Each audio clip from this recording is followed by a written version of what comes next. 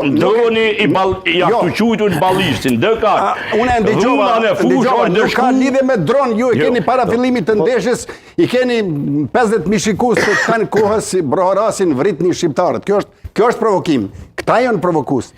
Lojtarët kur kanë dalë në pauzë kanë qenë Shqipnia ka fitu me tavolinë. Unë po mendoj që nuk është mirë me thonë, nuk është mirë, o shumë e damshme me thonë që shqiptarët kanë qenë provokues në këtë takim. Ka qenë fakt që kanë shumë një dënë me përmbojtjet pa pranueshme për atë. Unë po flas deri para dronit, edhe droni ka qenë prezent, por në asnjë mënyrë nuk mund të merret si komentatori e kishte quajtur provokacia atë. Provokacia. Nëse në Shqipëri ka edhe emisione provokacia, po ata kështu ma qetë sa dhe se sona. Okej, çfarë po raportohet Flori për këtë ndeshje? Thamë edhe folëm për tej politikës, është si po e përcjell shtypi shembull se kjo shtypi ka mbetur pak si e vjetër kjo, se me shtyp si kemi folë mirë në shqiptarët me gazeta e kështu, po du me thonë si po pasqyrohet në Tiranë si në Beograd kjo ndeshje dhe si nga rrafshin ndërkombëtar.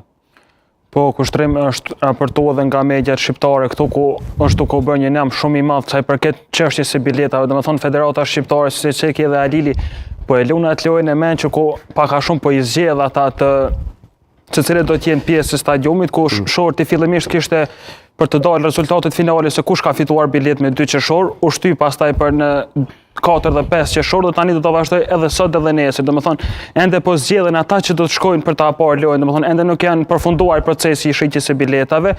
Ndërsa sa i përket në Tiranë është duke u bërë një policia ka bërë masa të rrepta sigurie sa i përket kësaj ndeshje, po ashtu vlen të ceket edhe çmimi i biletave në tregun e zi kanë filluar të shiten biletat edhe në tregun e zi ku po shkojnë nga 150 deri në 1500 euro dhe për këtë arsye edhe sot policia në Tiranë ka arrestuar 3 persona për rreth kësaj ngjarje, rreth shitjes së biletave në tregun e zi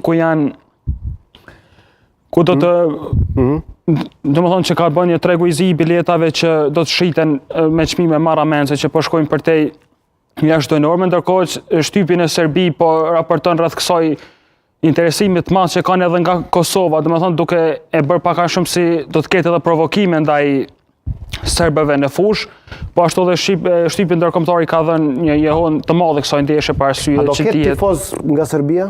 Jo. Sa i përket tifozëve nga Serbia nuk do të ketë, domethënë atje nuk do të ketë tifozë shqiptar. Jo, ndeshja me Serbinë nuk do të kesh tifozëri sepse Serbia është e denuar me 2 ndeshje edhe nuk mund të pa tifozëri do të luhet ndeshja Serbi-Shqipëri dhe sipas gjitha gjasave do të luhet në Serbinë në Novi Sad do të luhet. Në Novi Sad pas informacioneve është edhe kjo pa tifoz.